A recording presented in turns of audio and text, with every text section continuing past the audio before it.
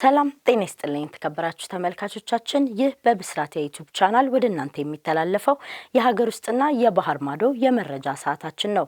መረጃዎቹን ወደ እናንተ እያደረስኩ ሰማሃር አለባቸው ከመላው የስቱዲዮ ባለሙያዎች ጋር አብራችሁ ቆይታ የማደርግ ይሆናል። በቅድሚያም ወደ ሀገር ውስጥ መረጃዎች እንለፍ። በወላይታ ዞን ባለፉት 9 ወራት ከ1000 በላይ ሴቶች ጽንስ ማቋረጣቸው ተነገረ።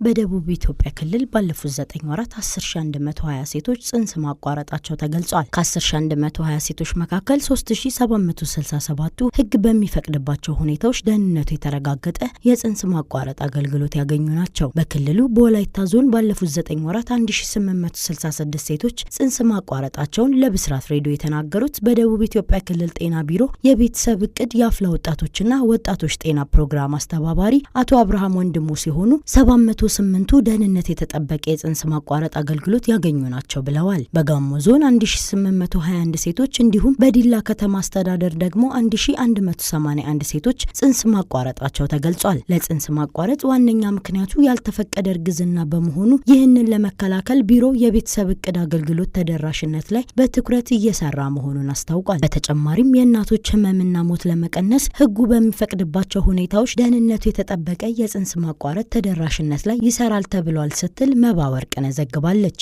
የወለደችውን የ15 ቀን ህፃን ወንዝ ውስጥ በመጣል የገደለች እናት በእስራት ተቀጣች። በምስራቅ ጉጂ ዞን አዶ ሻኪሶ ወረዳ ውስጥ ከተወለደ 15 ቀናት ያስቆጠረን ህፃን ወንዝ ውስጥ የጨመረች እናት በእስራት መቀጣቷን ፖሊስ አስታውቋል። የምስራቅ ጉጂ ዞን ፖሊስ ዋና መምሪያ የሴቶችና ህፃናት ጉዳዮች ክፍል ኃላፊ ኮማንደር አዲስ ቶልቻ እንደገለጹት ተከሳሽ አያንቱ ሆጤሳ የተባለች የ20 ዓመት ወጣት የካቲት 10 ቀን 2018 ዓ.ም ከቀኑ 5 ሰዓት ላይ በምስራቅ ጉጂ ዞን አዶ ሻኪሶ ወረዳ ሃንገዴ ቀበሌ ዌሴ የተባለ ስፍራ ከተወለደ 15 ቀናት ያስቆጠረን ህፃን ዱኪቻ የተባለ ወራጅ ወንዝ ውስጥ መጣሏን በማስረጃ ተረጋግጧል። ተከሳሿ ይህንን ድርጊት መፈጸሟን የአካባቢ ሰዎች ሰምተው ወዲያውኑ መረጃውን ለፖሊስ በማመልከታቸው ፖሊስ ድርጊቱን በመከታተል ተከሳሿን በቁጥጥር ስር አውሎ የህፃኑን አስከሬን ከወንዝ በማስወጣት በሆስፒታል ካስመረመረ በኋላ በክብር እንዲቀበር ማድረጉን ገልጸዋል። ፖሊስም የምርመራ መዝገቡን በአስከሬን ምርመራና በተለያዩ ማስረጃዎች በማጠናከር ለአቃቤ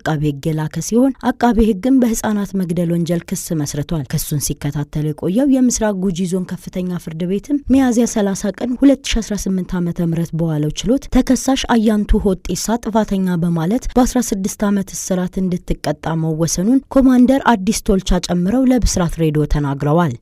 ተመልካቾቻችን እስካሁን ስትከታተሉት የነበረው የሀገር ውስጥ መረጃዎች ይህን ይመስላል።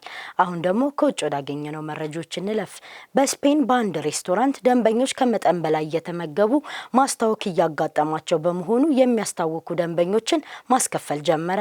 በስፔን ሲቪያ ግዛት በጊልፍስ የሚገኘው ሱሺ ቶሮ ምግብ ቤት ሰዎች ከመጠን በላይ በመብላታቸው ምክንያት በግቢው ውስጥ ማስታወክ ካጋጠማቸው ተጨማሪ ክፍያ ለማስከፈል መወሰኑን ከፍተኛ ትኩረትን እያገኘ ነው። በግልጽ ለማየት እንደሚቻለው ምግብ ቤቱ በቅርብ ወራት ውስጥ ከመጠን በላይ ከመብላት ጋር የተያያዙ በርካታ የማስታወክ ክስተቶች እያጋጠሙ በመሆኑ ይህንን ውሳኔ ለመወሰን መገደዱን ገልጿል። በሱሺ ቶሮ ሬስቶራንት የተለጠፈው ማስታወቂያ ላይ አንድ ደንበኛ ከልክ በላይ በመብላቱ ምክንያት ማስመለስ ካጋጠመ ሬስቶራንቱ ለጉዳት መሸፈኛ የሚሆን ተጨማሪ ክፍያ ሊያስከፍላቸው መብቱ የተጠበቀ ነው ይላል። የስፔን ሬስቶራንት ከጊዜ ወደ ጊዜ እየጨመረ የመጣው የትውከት ችግር ሌሎች ተመጋቢዎችን፣ አገልግሎት ሰጪዎችን፣ አስተዳደርንና በተቋሙ ውስጥ ያሉ ንጽህና አጠባበቅ ላይ ተጽዕኖ ስለሚያሳድር ከልክ በላይ መብላትን ለመከላከል የማስመለስ ክፍያን ተግባራዊ ከማድረግ በቀር ሌላ አማራጭ የለኝም ብሏል። የሱሺ ቶሮ አስተዳደር ትዕዛዞችን በሰዓቱ ለማቅረብና ንጽህናን ለመጠበቅ ጠንክረን እንሰራለን። እናም ይህ በሬስቶራንቱ ውስጥ በሚመገቡ በሌሎች ደንበኞች ላይም ተጽዕኖ ስለሚያሳድር ትብብር እንጠይቃለን ሲል አስታውቋል። ከልክ በላይ የሚመገቡ ስግብግብ ደንበኞች ሲል የገለጻቸው በሱሺ ቶሮ እየተመገቡ ወደ ላይ ካላቸው ምን ያህል መክፈል እንዳለባቸው ግን ግልጽ አይደለም። የቡፌው ዋጋ በሳምንቱ ቀናት $20